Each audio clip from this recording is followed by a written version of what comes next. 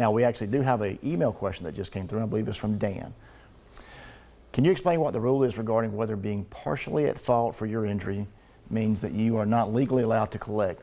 Is that a thing here? I have heard conflicting information.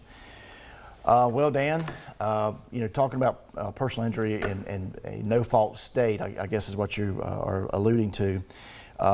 If you're involved in an accident and in the state of Florida and you have a Florida insurance policy, we are a no-fault state. So your own insurance policy is going to kick in and start paying up to the first $10,000 worth of medical bills, or they're going to pay up towards some lost wages and maybe some prescriptions and mileage and things like that. But once that $10,000 is up, you have no more benefits under personal injury protection law. And it doesn't matter who's at fault, whether you're partially at fault, not at fault at all, or 100% at fault. We are in a no-fault state.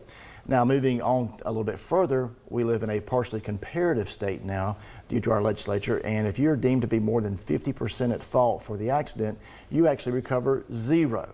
So under the old law, you were apportioned whatever percentage of the responsibility of the accident that you were or were not at fault. So if you were 20% at fault of the accident and a jury came back and awarded, let's just say $1,000, they would deduct 20% of that and award you 80% of that because you were 20% at fault.